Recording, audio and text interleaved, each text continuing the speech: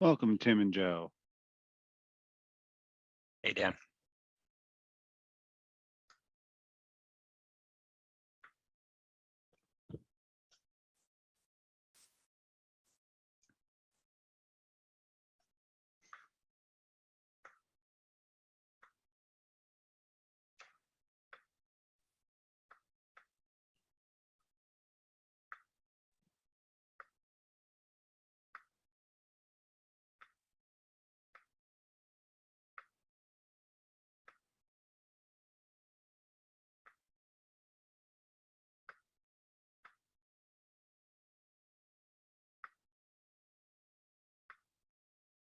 Welcome, Tom. Hey, Dan. How are you? I am doing well. How's the boss? He was great. Thank you. And how is Steve? Steve Van Mayor, Zandt. that is the other boss. Oh, yeah. He has been unchanged for a couple of decades. That would be both of them. Both of them, really, yeah. Bruce is now in his mid-70s, and he was on his feet and singing just about every minute for 2 hours and 45 minutes. That is downright amazing. Yeah, he has slowed down a little from years ago. I remember his getting up on the piano to sing. He didn't do that. I remember him crowd surfing, which he didn't do. But it was an incredible marathon.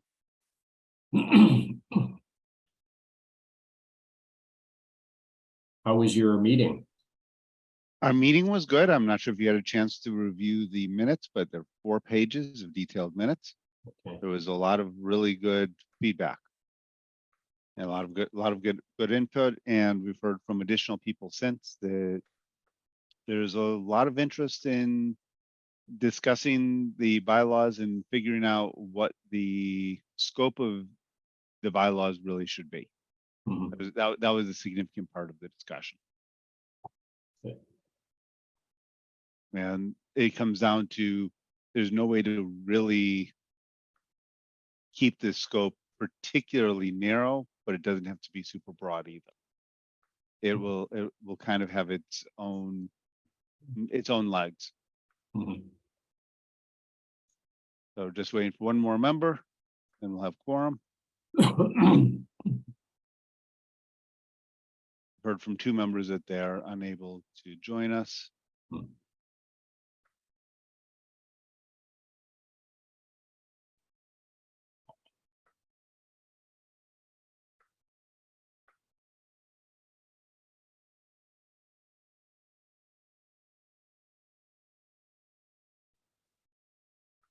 The difficulty of having an even number of people on a board. Yeah. We did, one of the things that was announced is that we did have resignation prior to the last meeting. So we're down to 8 members. Yeah.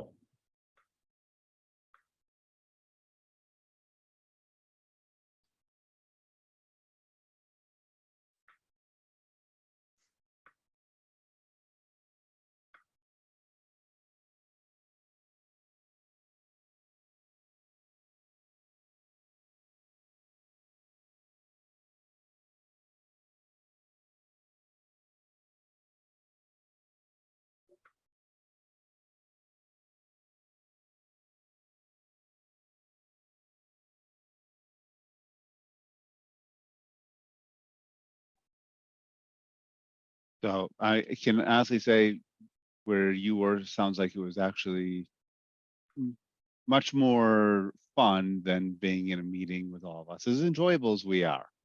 That's right.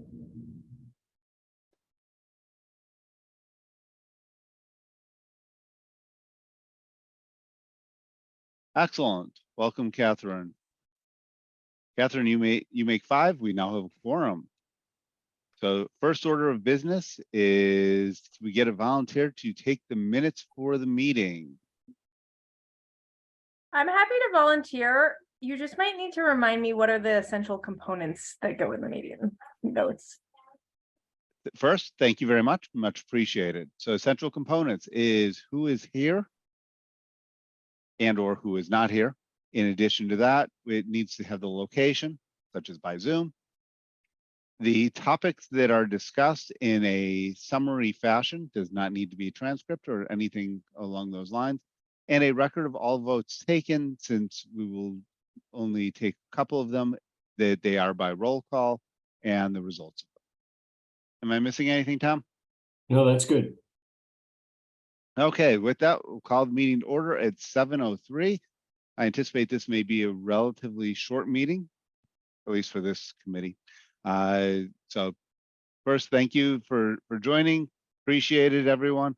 I was notified that one of our members is unfortunately ill, so they're not able to join us. Another one has a competing commitment and can be seen live streaming on WCAT if you watch the debate.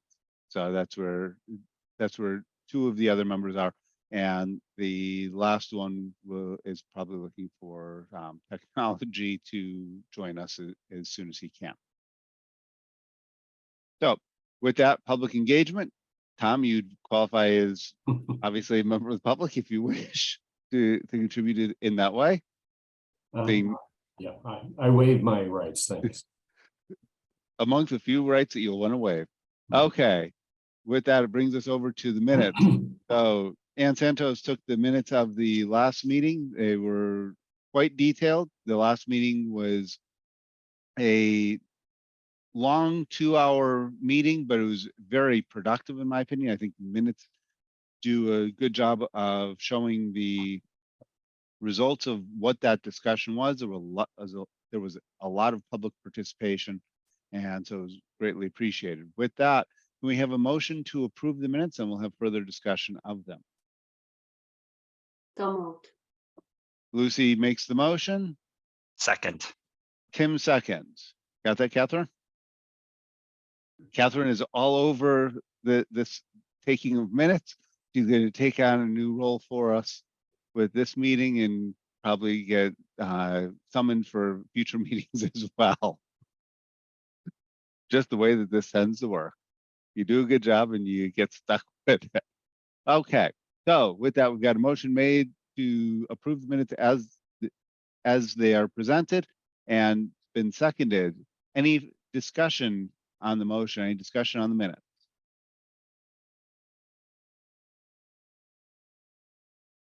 Going once, going twice. Okay, with that, we will take a roll call vote on the order in which you appear on my screen. Joe? Yes. Catherine? Yes. Tim? Yes. Lucy? Yes. And I vote yes. We have unanimous vote for approval of the minutes. I will mark them and send them over to the town clerk and to Sherry Dalton so that they can get posted on the website within 7 days as required. So with that brings us the review of the bylaws themselves. We've got six components today to review. The first one is Chapter 9, Boards, Committees, and Commissions. There has been there are actually two things that have come up since our last meeting. One has been a request to have effectively a mandate for online meetings. But of interest to this for meetings, there was just last week, the governor signed the extension of the appropriations bill that also included a provision to allow for online meetings to continue through the beginning of 2025. So the ability to have online meetings is permitted now through the modification of the open meeting law. But there's been a request by a resident to mandate that all meetings have an online or hybrid component. And they found that having online meetings is helpful. And I told them that I would bring the matter before the committee itself. We could potentially add it to Chapter 9, which discusses how boards, committees, and commissions operate. Right now, it is currently as a request by the town administrator and town council that meetings be held in this fashion. So just wanted to open up the discussion to see how members, what members' opinions were of the thoughts and their thoughts on the topic. Yeah, is it 2025 or not 20, so it's another 2 years, is that correct? 2025 would be another 2 years roughly. So what are you asking, if we should add it to add it to the bylaw? If we should add the requirement to be a part of a bylaw, which would require the meetings be available online or have an online component for those who cannot attend in person. It becomes I think you should, the only problem is I think, I know we're trying to do a hybrid with zoning, the ZBA, but we don't have the, we don't have the, I guess, the room's not available, or I guess the technology's not there. So I guess, I mean, if you have that law in there, that there should be some kind of way that if you don't have the technology, then you should be able to, I guess.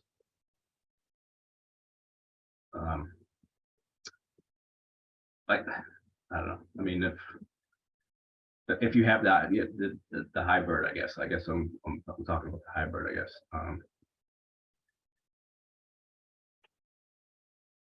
If the technology is there, I guess, I don't know. Yeah, Dan, I would, I share Joe's concern about just how practical this is. I think you'd want to check with Steve Mayo to make sure that we wouldn't be in effect preventing some public bodies from meeting because we don't have enough meeting rooms that can accommodate this kind of forum. I don't disagree with anything that's been said at all. And perfect timing. So the proponent of this, Vinny DeCecca, I hopefully not saying the name too improperly, who's requested that all meetings be done in an online manner, has decided to join us for the meeting itself, and I did invite him to make a case for it. But I don't disagree that we need to balance the access along with the practicality for meetings. And it may be that by bylaw we set the expectation, and that there be some way that when it cannot be done, that it is also disclosed. So it could be that there may be certain boards and others that it's required for, but for others it's not. There are ways that we could handle this if we wanted to do it. Right now it's being done largely on the honor system, and the enforceability is certainly a question that I have. So Vinny, if you'd like to come off mute, you are welcome to do so, and put in your opinion. We do appreciate having the opinions of everyone in town, if you're able to do so.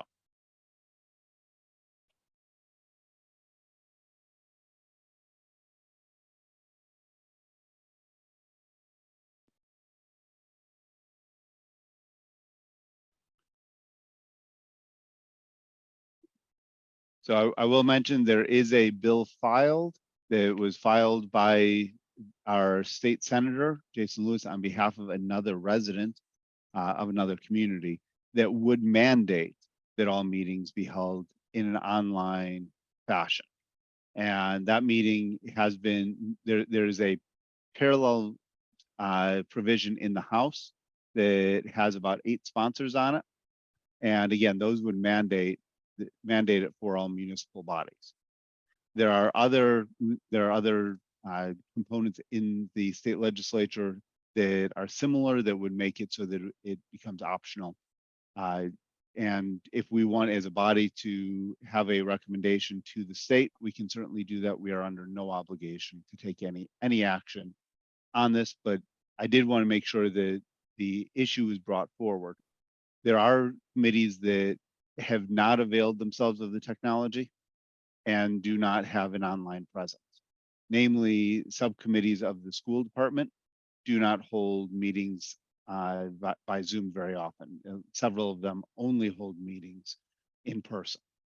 And if you don't have the ability to get to the high school at the hour, then you do not have the ability to attend the meeting in person. So, and I know there are some other meetings as well that have had that capability. So again, I'm not advocating one way or the other that this is that should be a requirement. I do think that we want to make it as available as possible. That's my 2 cents.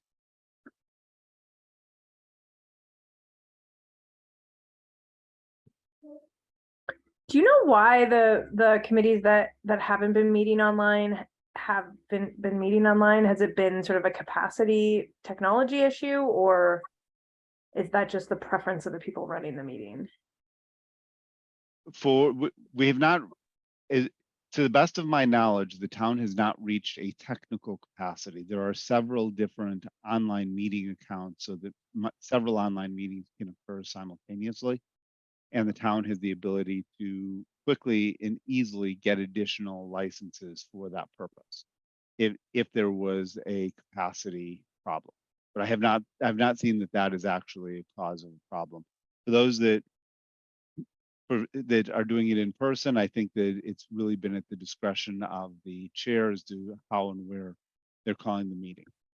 The request by the town administrator is not binding on the bodies, let alone the school committee, which is independently elected.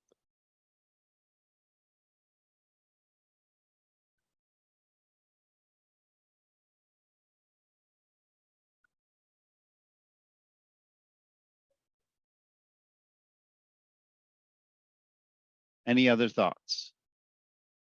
If there's legislation or an effort to mandate this at a higher level, I would say we hold off on creating a requirement here and defer to that and allow those conversations to kind of flush out what the challenges are or what the risks or concerns might be before we throw it in as a requirement here. Which I think is pretty much in line with what other folks have said. Okay.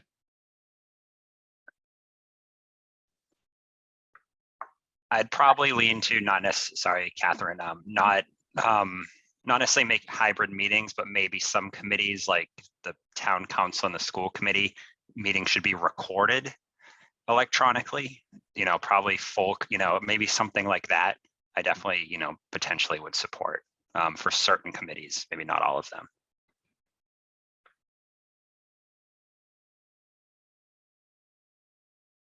So a logistical question that I'd like to ask Tom is, would there be an enforcement mechanism for if there was a bylaw in place that would be useful so that it could, as opposed to just making it a directory bylaw, that it would have some teeth to it?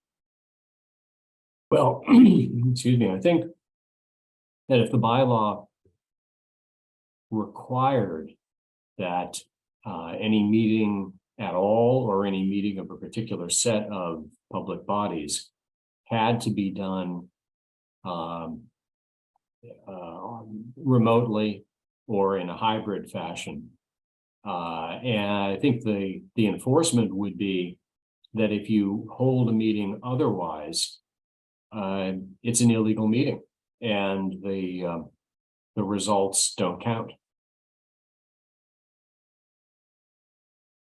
Okay, so and it comes down to that would probably require court action or something for actual enforcement or reversal of that, unless there were to be some sort of internal process for it. Ultimately, any kind of enforcement goes to the court. The only law that's self-enforcing is gravity. Well, we'll hold that one down to you. Hey, I'm really cracking up, Catherine. This is great. We'll see if that gets into the minute. but it might take hours. Okay. So interesting thought. Related to this, there are also bills that discuss Chapter 36 meetings that allow for town meetings to operate in a hybrid manner. The current state law only permits it for representative town meeting, not open town meeting. And best as I can tell in my discussions with state reps is that this was really more of an oversight than an intentional exclusion of open town meeting. It seemed to be just that it was requested by representative town meeting, and so that's where how it was able to get included in the ability to have that as an option. So at the moment, we don't have the ability to have a town meeting in a hybrid fashion, and this becomes an accessibility issue for quite a few residents who cannot either travel at night or cannot access the meeting due to other requirements. I don't think that we necessarily want to mandate at this time by any means the necessity to have an online meeting, but I could see where it would be helpful if state law was not a limiting factor in this.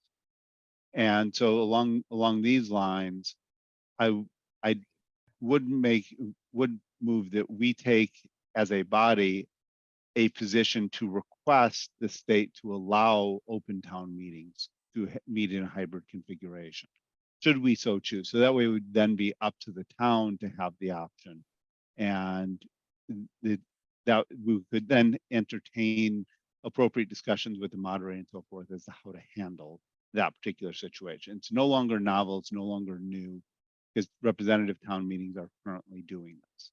But it would allow for increased participation in town meeting, which by having open town meeting as it is, would if nothing else, make it a more interesting type of event.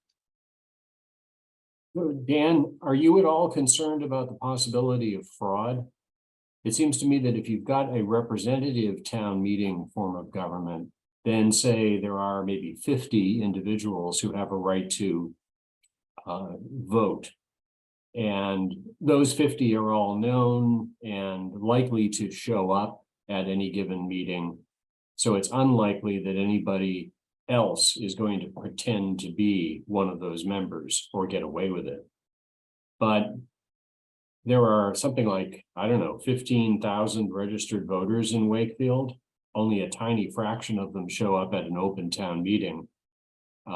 What's to keep people who want to swamp the meeting, but who aren't registered voters, from impersonating those folks? There's nothing that prevents impersonation in any event. Impersonation is actually the same issue, whether it's in person or whether it's online, where we don't have a validation process. The entrance would likely be similar, and it could be the access to the meeting itself can be unique. It depends upon the technology that's used. Doesn't have to be Zoom. It could be that a person has to indicate preferences in advance, and that's how they get a unique entrance code to the meeting itself. There's lots of ways that piece can be mitigated technologically. So and a lot of these issues are being worked out by representative town meeting towns, because some of the towns have very large representative town meetings, larger than our open town meeting. So these are not novel concepts. It's a great concern, but it's not a new one. And it's not actually materially different than someone who impersonates a voter and goes to a desk and says that they happen to live at 37 Geordie Way, just to come up with a random address. If they know an address in town, they could then gain access to a meeting. So it would be very similar in that way.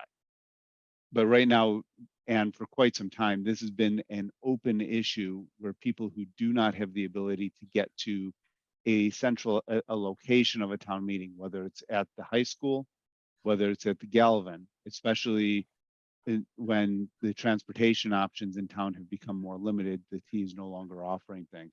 It becomes a very real limiting factor. So for those who want to participate, I'm looking at just removing the impediment so we can have the further discussions.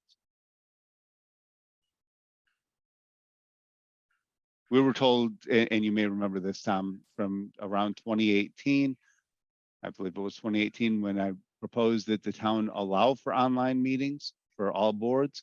It wouldn't happen in Wakefield. We wouldn't be there. I think you were at that meeting. I've been advocating for online meetings for a long time. And I was told, I believe in 2018, this town will not have online meetings. And well, then 2020 happened. So I still think that the fraud issue is more acute with an open town meeting. Because if you want to impersonate somebody and you go to the meeting live, you're taking the risk that the person who signs you in is going to know who the real person is.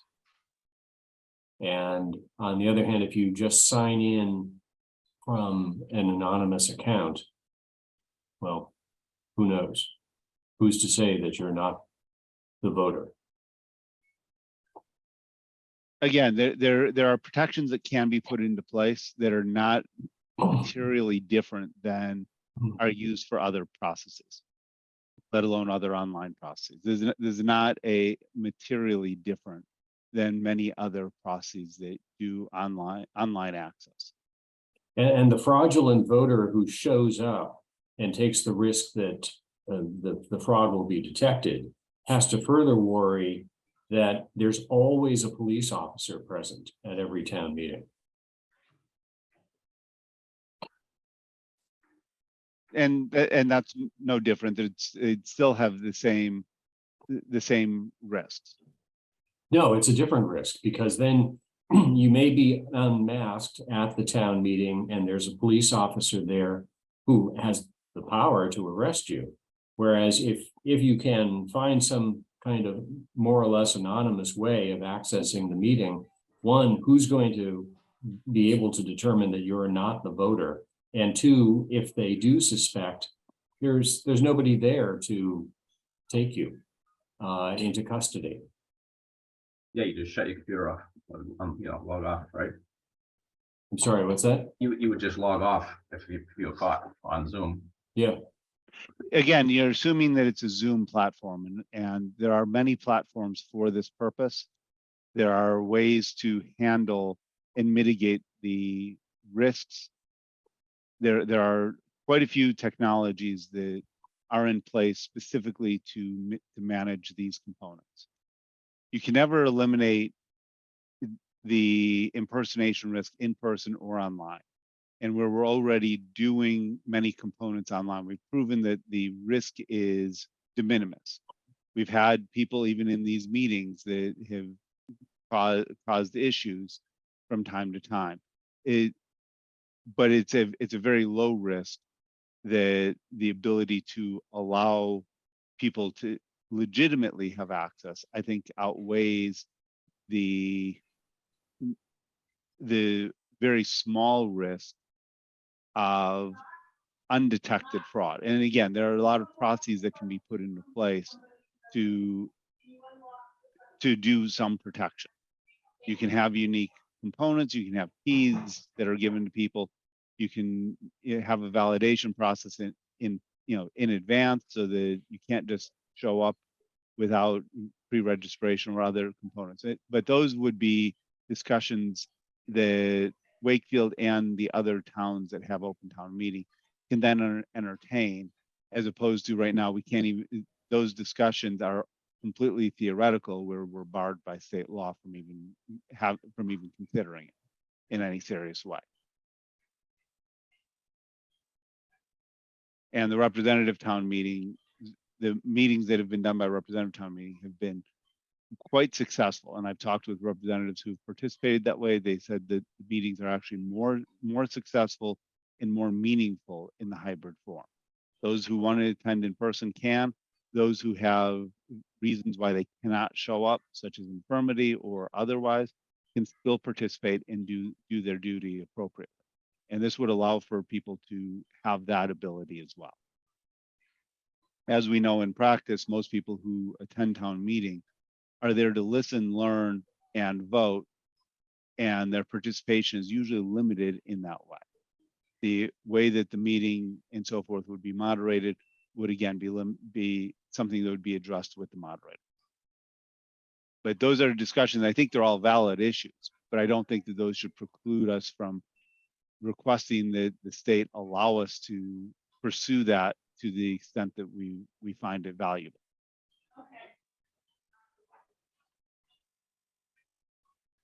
I'm persuaded by Dan's arguments. I think I think it's important to sort of like explore every avenue in terms of increasing participation at town meeting. And I think, you know, we wouldn't be arguing that we necessarily want to take up this option, but that we want to have the option to take up that option. So I think I find Dan's argument here really persuasive.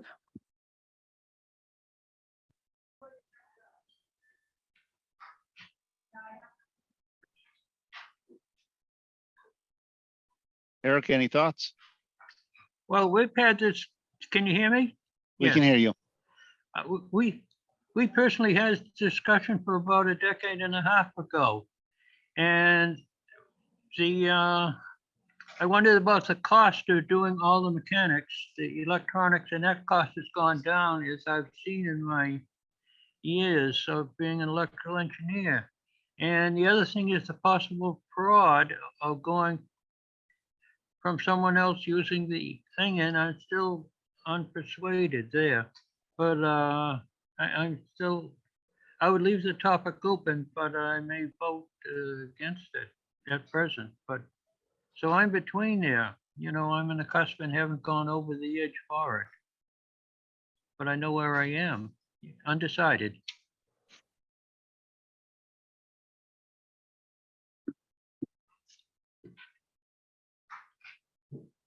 Others' thoughts? Joe, Tim, Lucy? You know, Dan, I'm on the fence because I kind of see Tom's point, you know, I mean, but I'm looking at this as a Zoom, only through Zoom. So I don't know what other platform, how it would happen. Like, do you have another example other than Zoom that this meeting could, you know, could take place? Sure. So an example within the Zoom platform would be Zoom Webinar, which you may be familiar with. There's Cvent, which does large online events. There's proxy voting, which is the company that's used by a lot of it's used by a lot of corporations. They have a platform specifically for this. So there's lots of platforms that are designed specifically to handle online meetings at scale and with unique identifiers. So there's the go-to products, GoToWebinar and so forth, which again, you allow for unique entry points that can be given specifically and exclusively to individuals. So it's not a generally published single URL as Zoom Meeting, which is the product we're currently using is. So there are ways to mitigate, not eliminate, but mitigate fraud concerns. And there are other products that are in development specifically for this purpose. And that's part of what some of the representative town meetings are exploring. But right now, to even have a discussion of that is a moot point where state law says we specifically cannot have an online component. If someone is ill, they cannot participate. It is that simple. If someone cannot travel to town meeting for whatever reason, they cannot participate. If they don't have transportation to town meeting, they cannot participate. If they don't have childcare or other reason, they cannot participate. And therefore their voice is silent.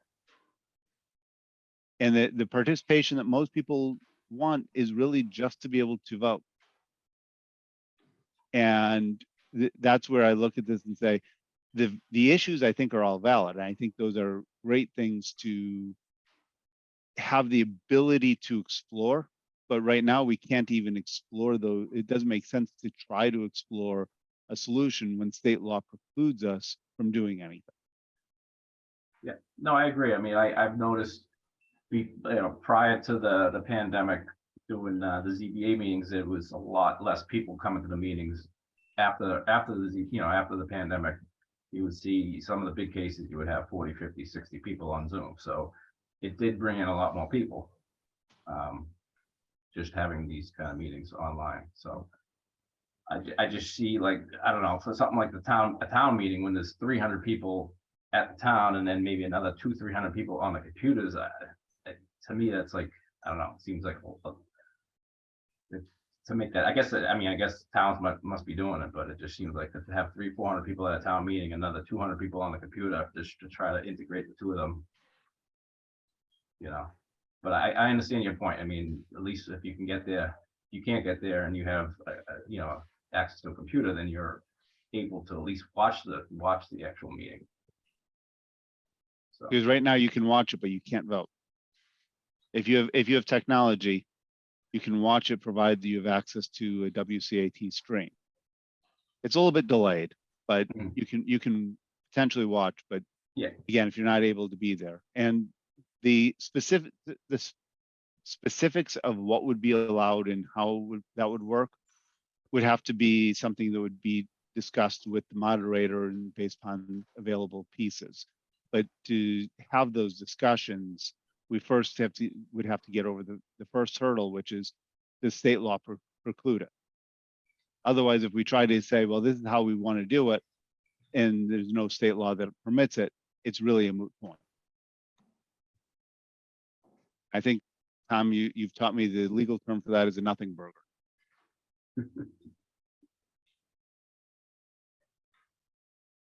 So that's the reason why I'd like to at least be able to advocate for the ability at the state level to have the permission for the town to explore it. How the town would and other towns would implement it would be up to the towns themselves. So that way there's no mandate to do it, there's no requirement to do it, but there's no longer a state obstacle in doing it. Otherwise, it's the perfect being the enemy of the good. And what we've seen is the online access really does work. That's part of the reason why we got the request to potentially mandate online meetings in the first place. And as we've seen, the access works really well. Even the meeting we had 2 weeks ago, Mr. Bobrowski was not in the town when he participated. But yet he was able to participate fully, as were other people, some of whom were not in the town, some were not even in the state at the time. So that's where I'm coming from on this, and I'm just using one as a springboard to the other, because I really do view this as an accessibility issue for people who cannot get to town meeting. And I know that even with the largest town meeting we've had in years, for the ability to have a debt exclusion, where we had, I believe it was around 1,200 people attend, there were a lot of people who wanted to be able to get there but couldn't, whether it was transportation or otherwise. So the town makes accommodations where it can, but this is one area where right now it's precluded from state law. So thoughts? Lucy, Tim, we haven't heard from you on this one. If you'd like to contribute, you can. Personally, I do have some questions about it, so I wouldn't feel if we had a formal vote as to advocate should the state do something, I don't feel like I'd be in favor of it at this point. If the state changes the law, to allow it, that's probably when I personally would feel more comfortable talking about it, but I don't know, based on the information I have to date, that I would formally support having the state make this change as an option, at least at this point. Okay. Lucy? Any thoughts on that, or the cat? Yeah, I guess I just want to be, Tim, thank you. That was helped me understand better what the question was about, and it's whether we want to make a recommendation to reconsider the law that doesn't allow a town meeting to be remote or virtual. An open town meeting. It does permit representative town meeting. Okay. So there are three forms of government that are common in the Commonwealth. There's a city form of government, which is where you typically have a mayor and town council. And then there's representative town meeting and open town meeting. Open town meeting is the classic democratic form of government. So which is what many smaller towns have. Wakefield's on the larger side to have open town meeting. And it would help in that. It helps with participation. In some communities, I think of neighboring Linfield, where sometimes they fail quorum, something like this, if it were to be permitted and adopted, could help them with the quorum calls. So it allows for, we don't have a quorum requirement at the moment. So, And we don't know if this is like is this already being explored that we're aware of? I have not seen anything filed in the current state legislature. It would be an amendment to one of the bills that discusses the town meeting capability. There are bills that cover the general topic that allow for extensions to this, but this would be something that would continue with that. Got it. Yeah, I think a lot of my questions are around implementation. So I don't know if that would prevent, I don't know if that's a reason to not recommend like exploring it, but yeah, I don't know. Could we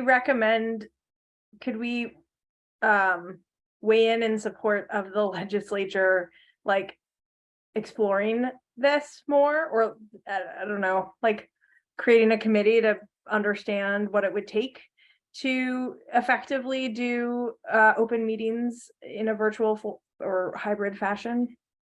Certainly, we can absolutely make that recommendation.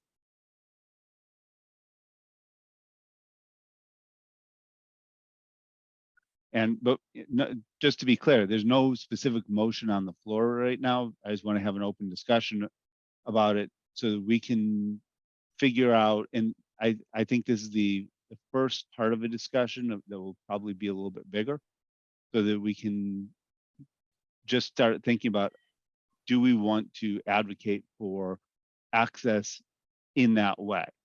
So the request that did come originally was very specific to town meetings in general, which was all encompassing. And so that's part of why I threw this into both areas. And I also recognize that this becomes an access component as well. So for those, particularly those with disabilities, getting access to a physical building can be extraordinarily challenging.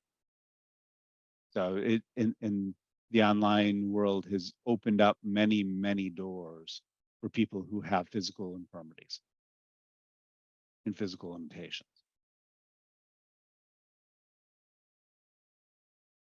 So anyone else have anything that they'd like to contribute on this? Otherwise, my recommendation is that we continue this discussion at a future meeting. In this way, people just have the opportunity to stew on it at this point, think about what the issues are, what the priorities are. And I will also have a discussion along the lines with this with the town administrator, and I'll also try to have a discussion with town moderator as well, just so we can get their opinions on what potential implementation considerations should be.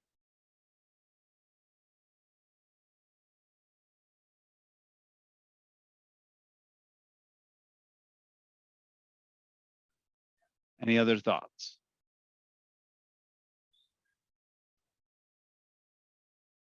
Going once, going twice. Okay, with that. Moves us over to more traditional style. We have 4 chapters to discuss today.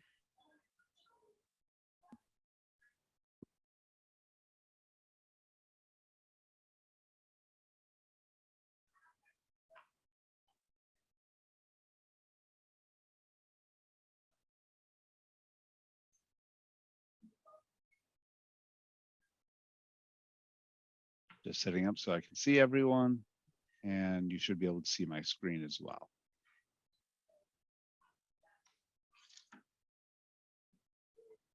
Okay, chapter 130, hunting and trapping. This particular bylaw hasn't really been touched in many years.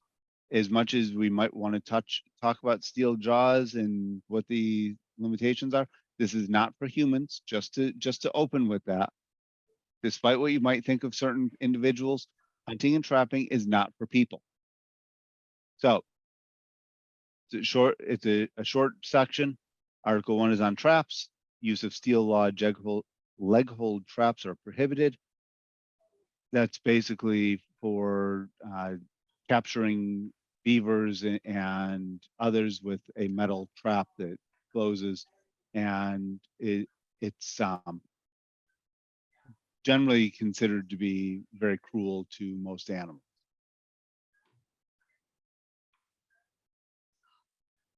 Article 2 is hunting and firearms, and this this one, it could potentially be expanded a little bit in its interpretation.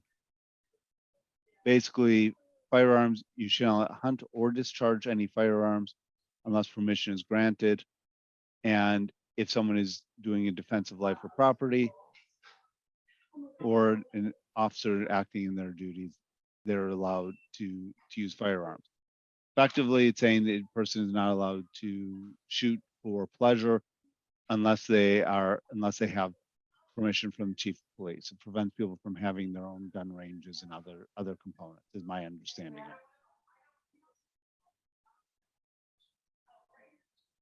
Any thoughts? Is that interpretation, is that a correct interpretation, Tom? As to what Article 2 is really about? Yes, that's right.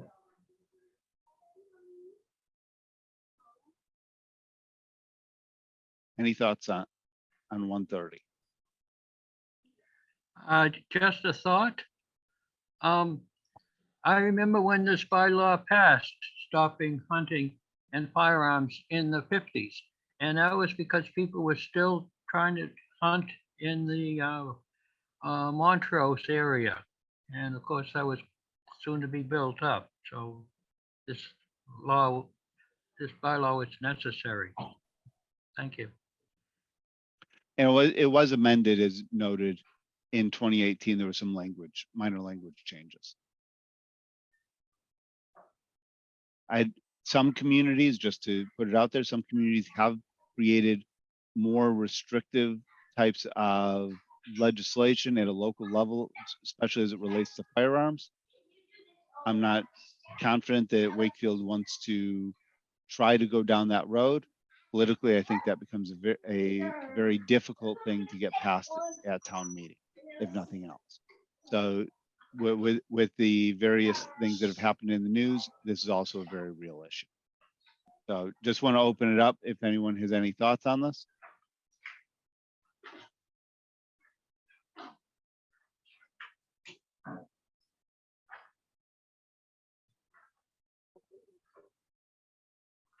Seeing none. Move on to the next chapter. 138, Lake Quannapowitt. This one was also amended in 2018 as well. A lot of this is to keep Lake Quannapowitt as a recreational lake and to keep it relatively quiet.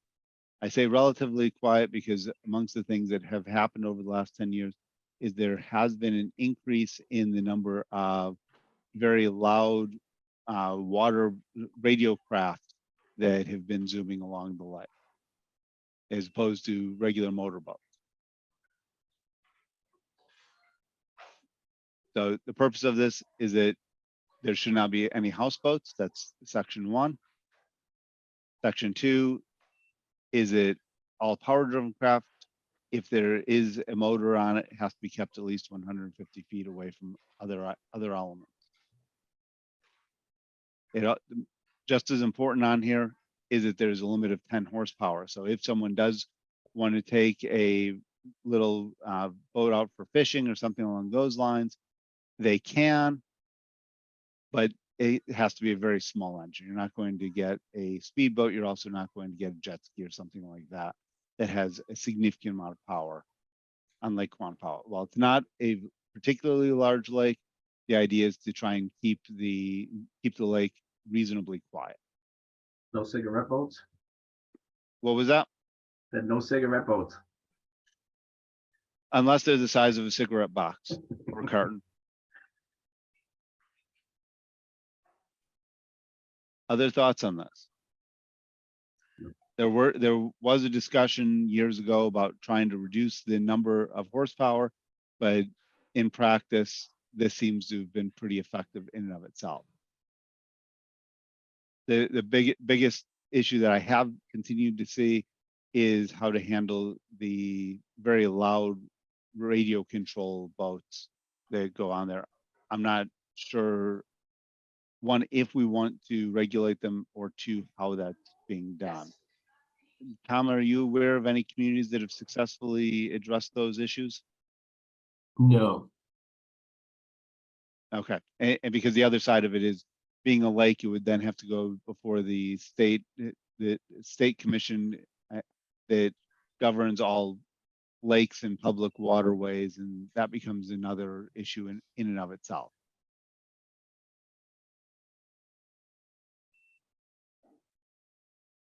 Mooring areas where things will be moored. This really is for the Quantico Yacht Club. For those of you who may not be familiar with Quantico Yacht Club, we actually do have a yacht club on the lake, and that's where you'll often see the people with the various types of air-powered craft and so forth. A lot of those are based out of Quantico Yacht Club. Very, very fun activities. And then, of course, we have the recreational boating as well. Water skiing is prohibited. Aircraft, this section was amended and then as I recall, it was revised actually by the state. Further, that basically we're very limited in what we can do with regard to aircraft, but this will prevent it from being used for seaplanes. Because otherwise seaplanes are permitted, and there was actually a request to have a seaplane land. Seaplanes don't need a lot of space, but they are noisy, and depending upon the proximity, they can introduce a variety of other hazards. Otherwise, seaplanes by themselves tend to be relatively small. Dan, just to be clear, the water skiing piece, am I reading it wrong? It doesn't sound to me like water skiing is prohibited, although I think the horsepower max of 10 probably effectively prohibits it, but the bylaw seems to suggest it's just prohibited in the mooring areas. Mooring areas, and it's prohibited on Sundays and holidays. Yeah, okay. So it is, as a overall activity, it's permitted. And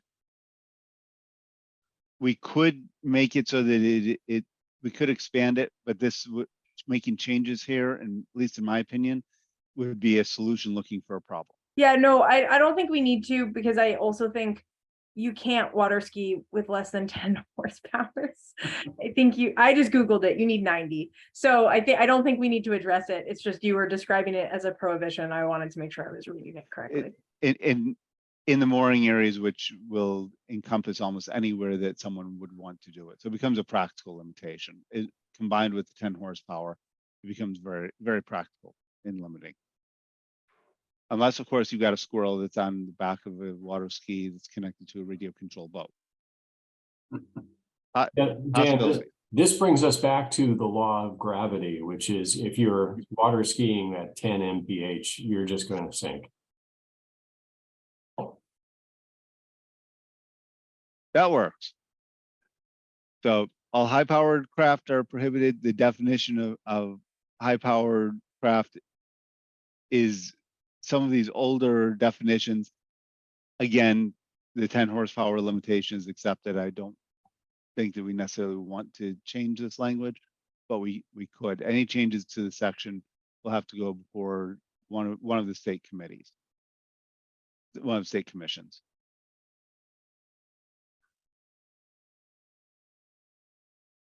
Motor vehicles, hopefully there are no motor vehicles currently in Lake Quannapowitt.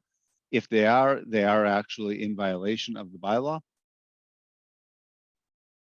But motor vehicles are not permitted themselves to actually enter the lake itself. What isn't overly clear is whether operation would technically include the release of craft from the boat launch area, although I don't think so because the motor vehicle doesn't actually enter the water. Usually it's just the boat itself at that point. Sometimes the trailer will a little bit, but not the vehicle itself. I don't know why a vehicle itself would enter, whether it's an ambulance or fire apparatus, because typically, as Tom pointed out, with the law of gravity, what goes in is probably not coming out in an easy fashion. Is there anything here that anyone would like to add? Otherwise, this one kind of seems silly in the way that it's worded. I'm here.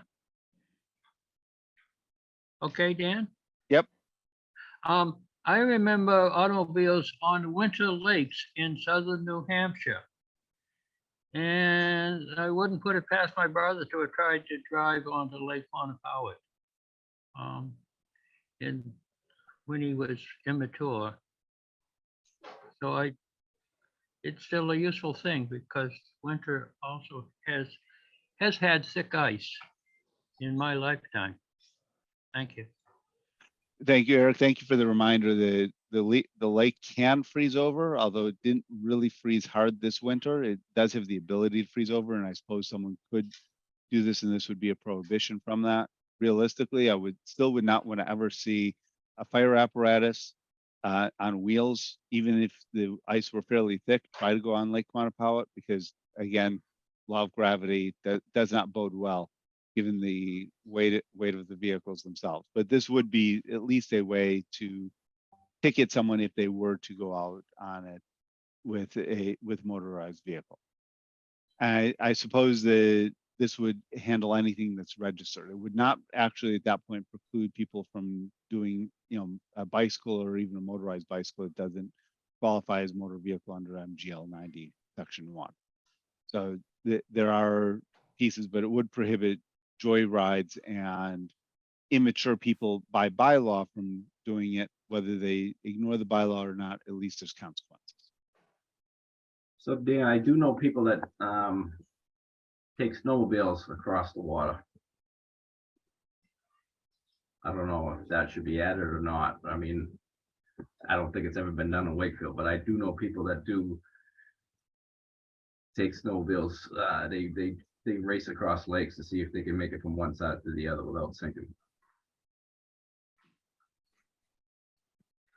I've seen it. I believe that, and I just think of someone doing that at Lake Quannapowitt. One, the odds of success, except in under extraordinary circumstances, are really low. And I don't know of people who actually want to swim in that water in its current condition, summer or Well, the winter. key is to get from one point from point A to point B without sinking. So. And hopefully remaining intact. Yeah, but it's a good point. I'm not sure that a bylaw would actually want. No, I know. I'm just bringing it up. But it's a good point. That might fall under water skiing by the time they're through, though. Yeah, In reality, if they were to, they would most likely, technically, because it's a power-driven craft, it would be greater than 10 horsepower. So they horsepower, would yep. most likely be in violation of that section of the bylaw. that's true. So in which case, the police would have the ability to take some action. Again, gravity, that law is immutable and will probably be enforced on them, whether they like it or not. Tom, you make a comment and it just keeps coming back to haunt them. I was just thinking about Joe's hypothetical that it illustrates another law, which is the law of survival of the fittest. It would be a nice way to cull the herd a bit, to encourage some of our more dim-witted citizens to enter a race, but that's just me.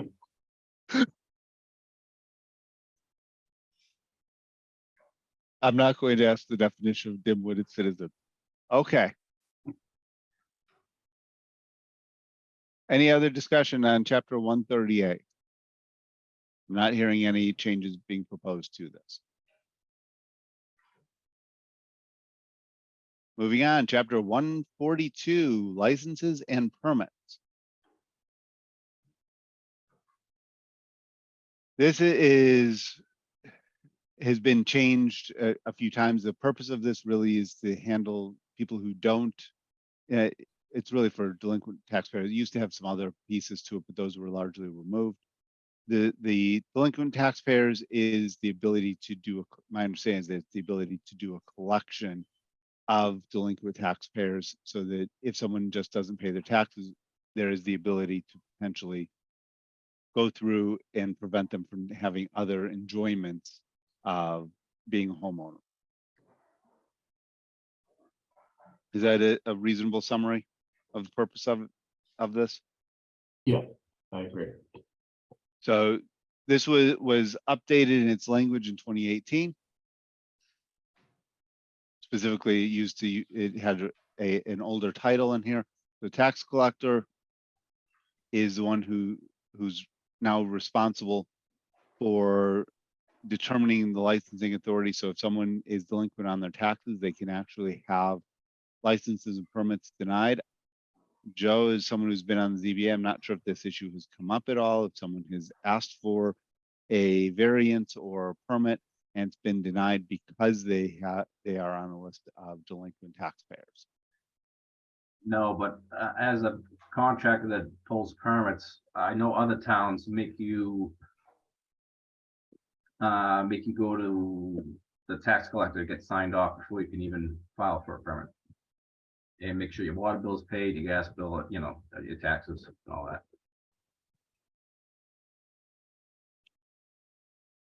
I don't know if that's in here somewhere, but maybe. I'm not aware that by bylaw it requires that the authority go to the tax collector, but I believe it allows for that as a possibility.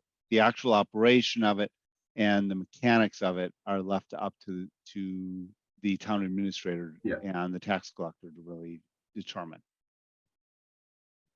So if there is a denial, then it does provide for some timing so that people can get the issue addressed in a reasonable amount of time to prevent delay. So if there is a denial, it allows for a hearing that can be done within 14 days and so forth. So if there is a denial, then the tax collector shall have the right to intervene. And this is where the tax collector, if they hear that there is a property that wants to have a change or something, they can go directly to a board and say, okay, this is the situation.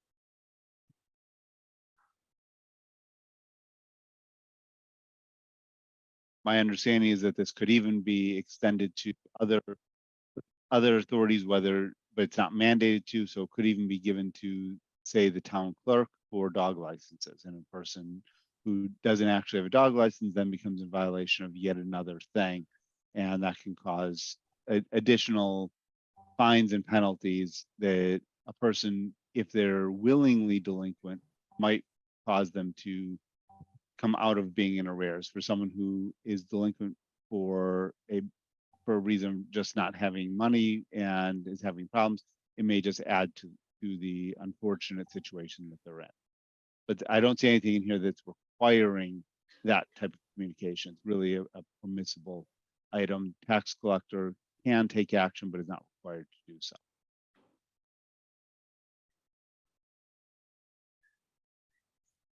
There is a component in here for payment agreement, so that if someone is in arrears and they enter into a payment agreement, then that allows them to potentially continue forward. One of the sections that was changed was the waiver that allows specifically town council, the name was changed, but will allow for the town council to waive denials for if they decide that there is a reasonable reason to do so.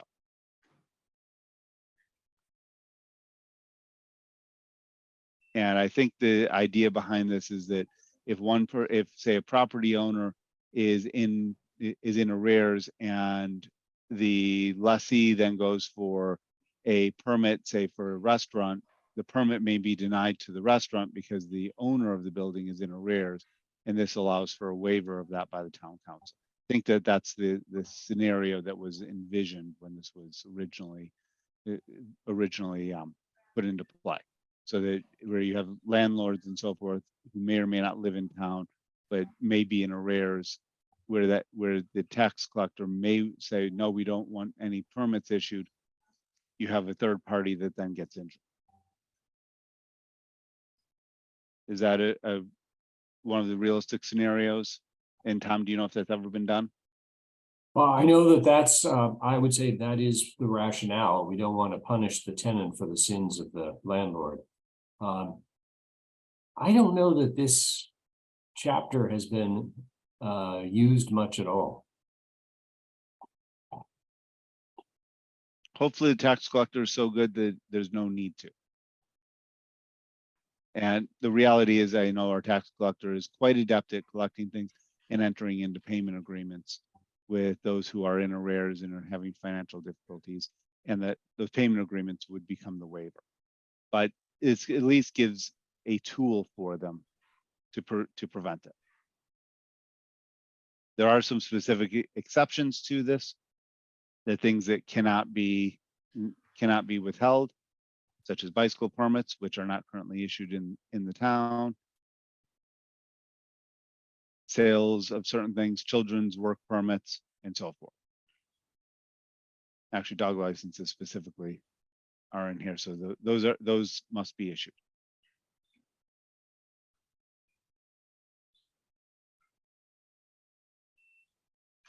Any questions, suggestions, licenses and permits?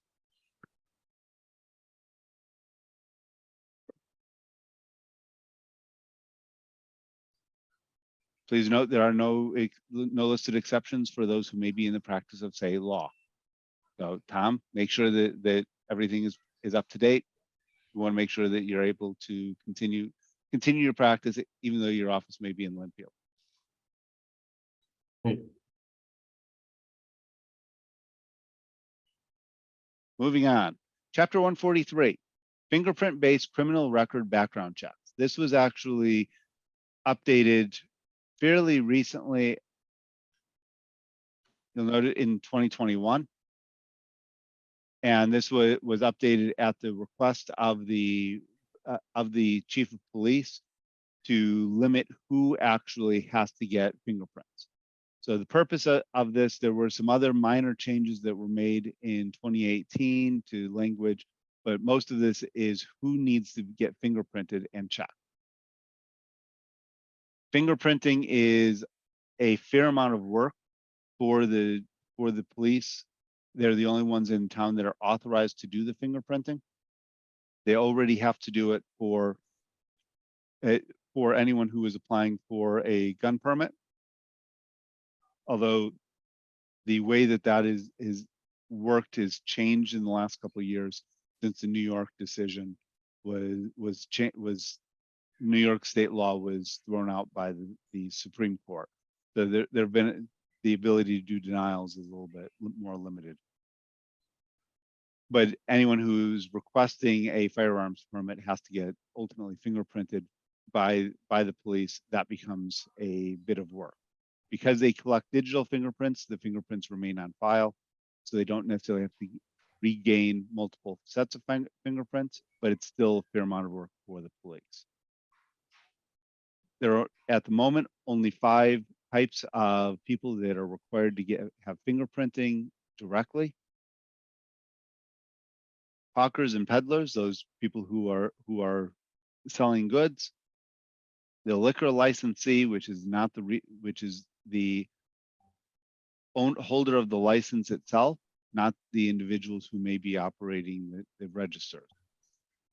The manager or alternate manager of a liquor licensee. So for an establishment that is selling alcohol, whoever the managers are of the restaurant or liquor store, they have to have a license. Again, not all of the wait staff, not all of the cashiers.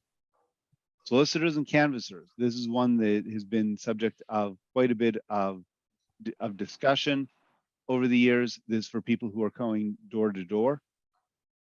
There is an exception for those who are just exercising free speech, which is different than trying to sell.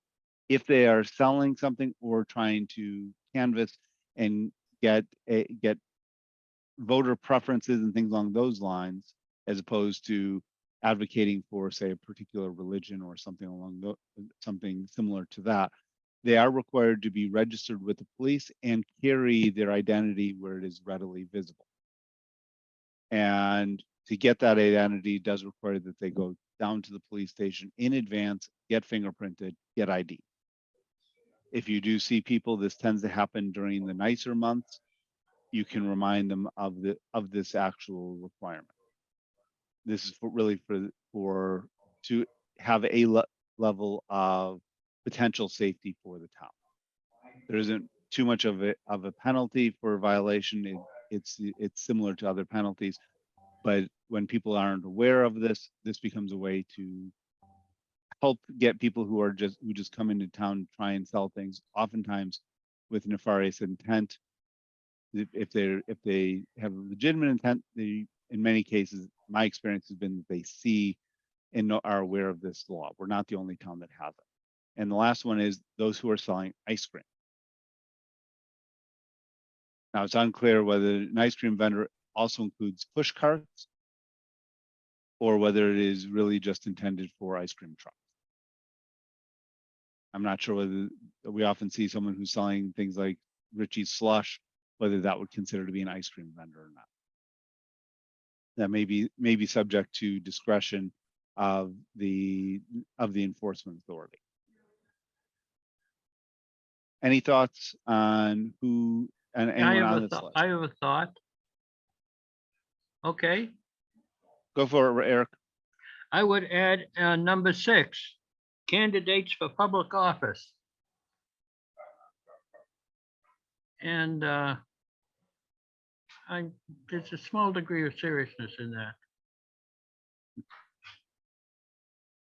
As we may see tomorrow, it is possible that will be mandated by some people who are running at the federal level. Mhm. Thank you. So, ice cream vendor, Tom, you would be responsible for defending the town if someone were to challenge what the definition of that means. If you Well- can provide clarity, and what I'm thinking about is specifically whether someone who is a push cart style of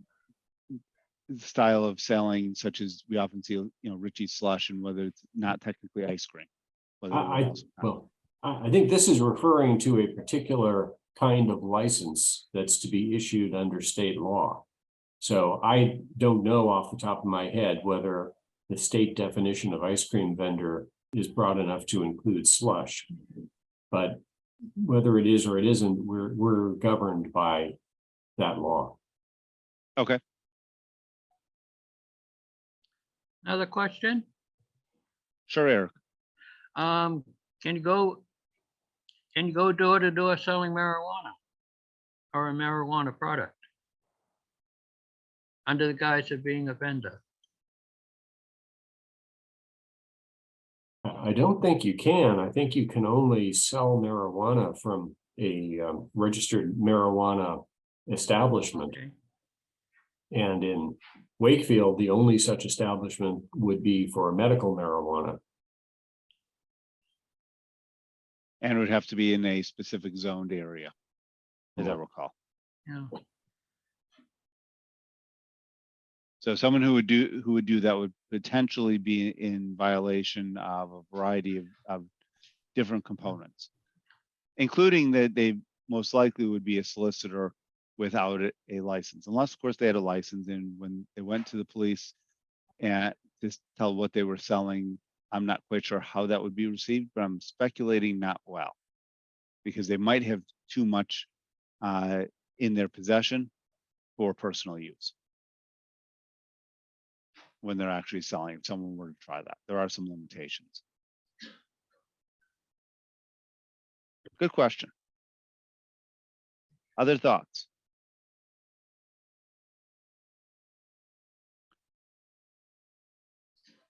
For the processing and communication, it allows a person to get a copy of the results. And if there is if something comes back from the criminal information system, also used for queries, then a person has the ability to challenge that information. The police department shall not actually render suitability evaluation as necessary.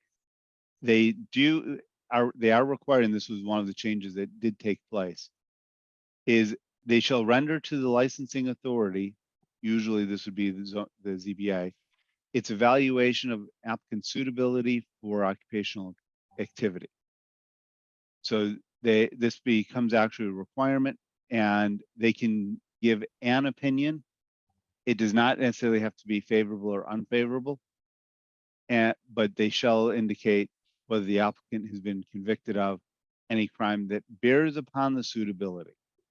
So if as an example, if someone is applying for a license to operate a restaurant, if they had a felony conviction, if they had a misdemeanor conviction or a felony conviction for something in another state that the chief of police knows about, is completely unrelated,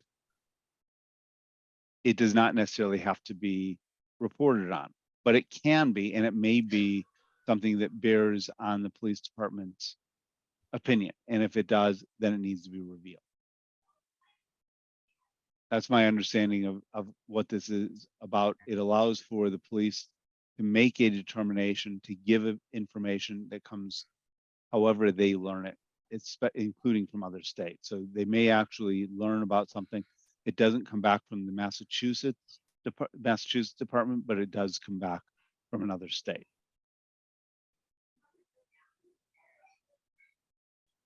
There's nothing in here that also requires the board to follow the recommendation of the police. Eric, I believe you. I have two comments. One is that you have A, B, and C to describe 6 sentences which begin with what the police department does.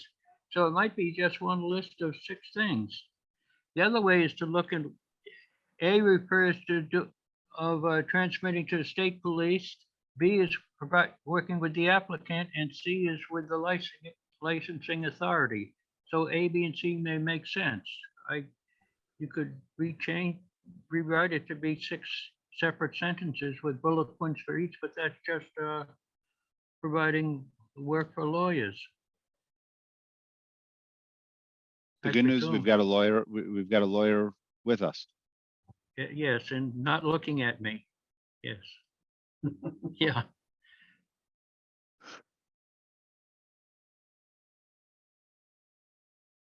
Other thoughts?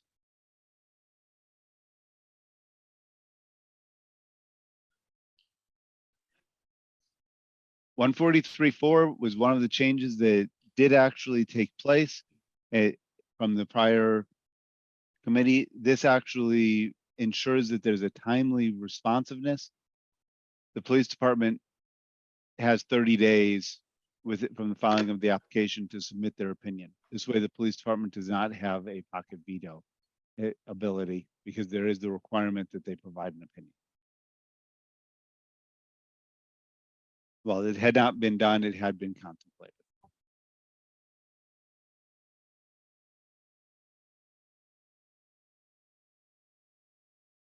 One 143.5, the change was related to the town council. And 146 is fees.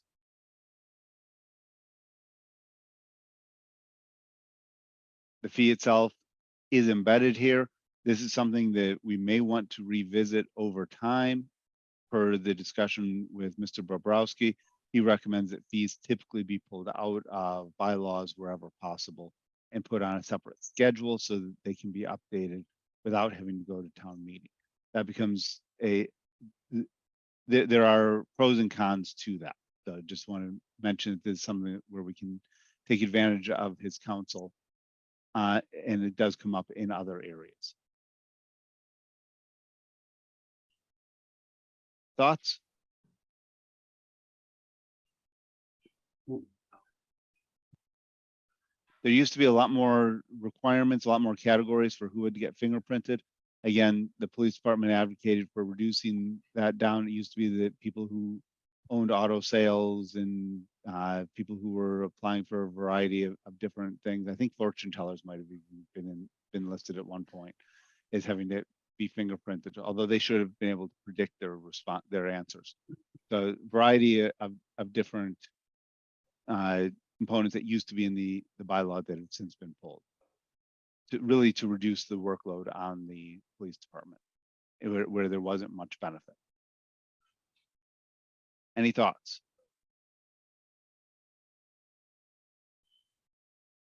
With that, we will close this section out.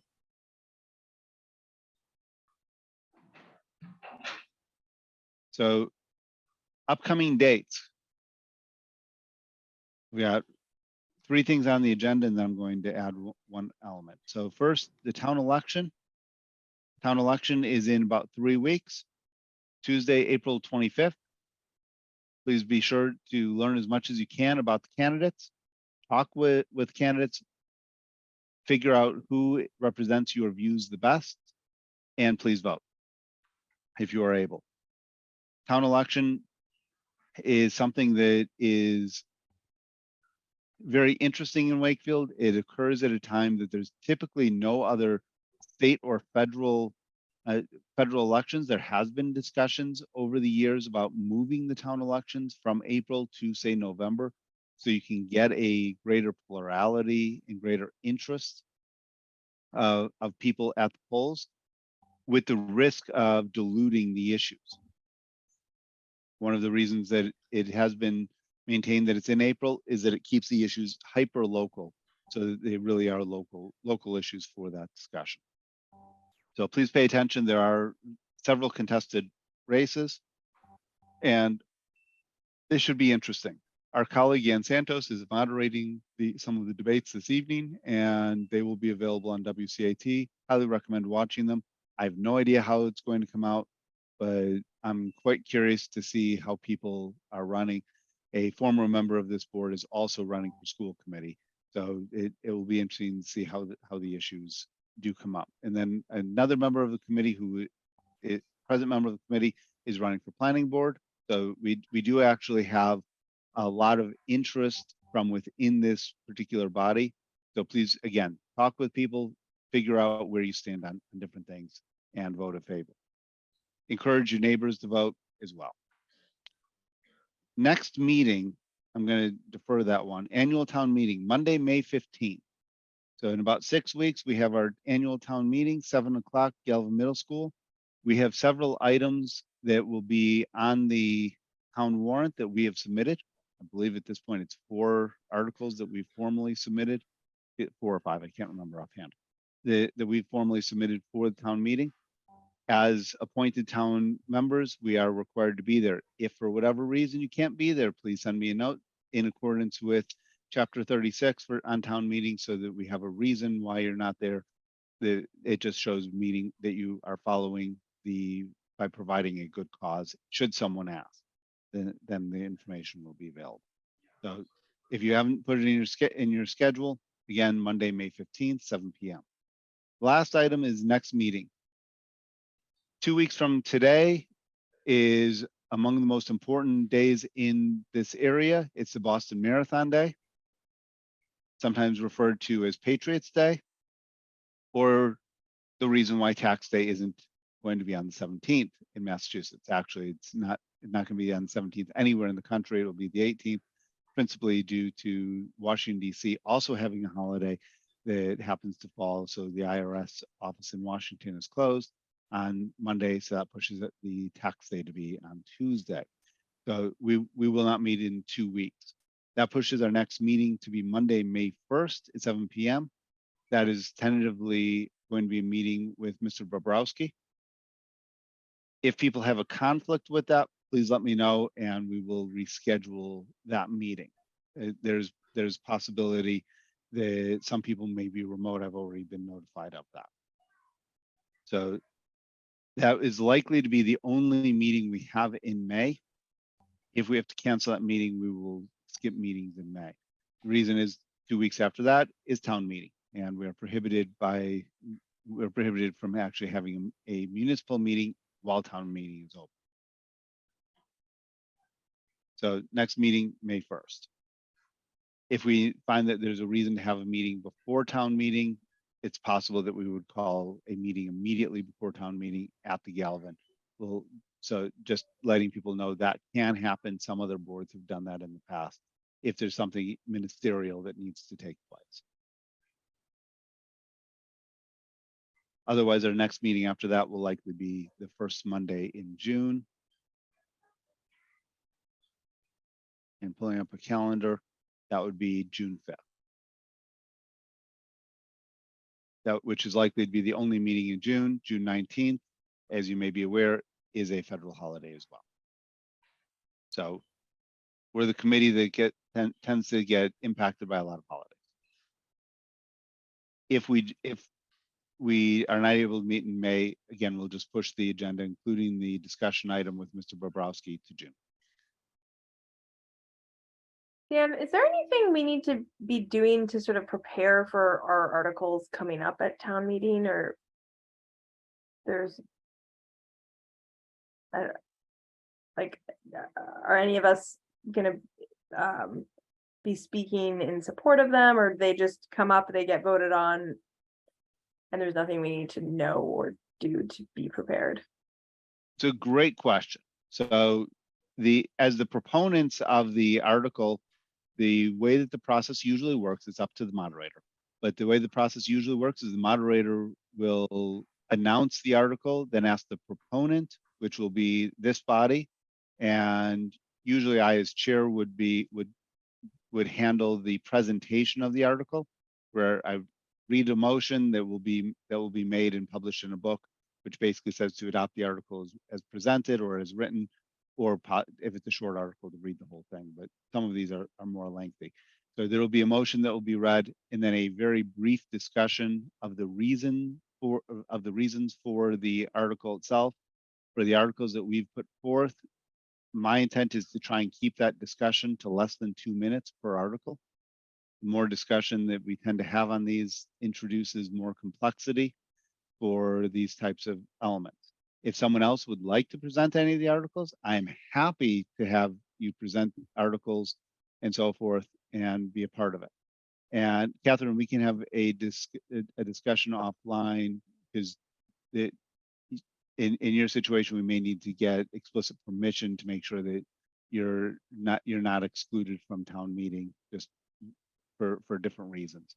So we can have that discussion offline. But the idea is that we have the article, and then there's a discussion managed by the moderator, and then usually a vote. In my experience on bylaw review committees, these discussions are either non-existent or can be rather heated and very interesting. One never knows what's going to come up. Town meeting is predictably unpredictable. It's kind of especially open town meeting, it can be a strange animal. For those of us who've been attending for many years, you just never quite know who's going to get up on certain issues, whereas some issues you can be pretty confident you know who's going to speak and how they will go. But when it comes to bylaws, I've learned one never really knows one way or the other. Prior to the town meeting, there will likely be an invitation to make a short presentation before the town council. Once the town council closes the warrant, and that's something that I will address. If anyone else would like to again be a part of that, happy to have co-presenters for the town council. It's usually a presentation in total for all of the articles. It takes less than 5 minutes. The idea is to keep it very short. Short, brief. Town councilors won't be voting on it in their meeting on our items. It's really just to let them and anyone watching their meeting know what the issues are that are being brought up. It's informative. Does that answer the question? Yeah, that's really helpful just to have a sense of what to expect as our articles come up. Thank you. Absolutely. And you can say that you are part of it when you do speak. I would recommend that anyone who is a part of the committee mention that you are a member of the committee at that time. In other cases, it is not necessary to necessarily mention your participation as an appointed board member. You're welcome to do so. But if you're not speaking in a capacity for that, just mention that you're not speaking in that capacity. Anything to add to that, Tom? Okay. With that, I'd like to wish everyone a happy Easter, happy Passover, happy Ramadan Mubarak for those who may be celebrating and those who watch. There are other spring solstice holidays. I wish people enjoyment of those. It looks like spring may have finally actually arrived and be sticking around for a while. We no longer have any snow or ice in town, which is a wonderful thing. Any other items from anyone?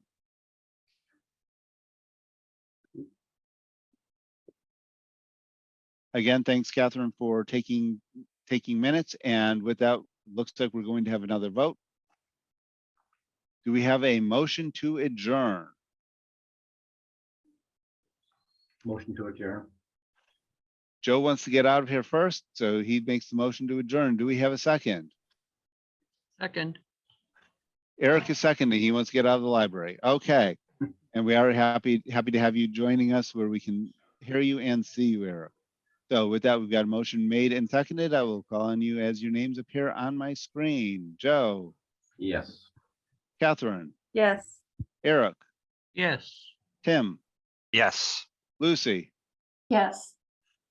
And I vote in the affirmative. With that, meeting is adjourned at 8:31. Thank you, everyone. See everyone online on May 1st. And again at town meeting. Tom, thank you very much for joining us. Much appreciated. And hopefully you're still singing and dancing, and happy to know that you were genuinely born in the USA. Thanks, guys. Good night. Thank you. Good night. Bye. Right.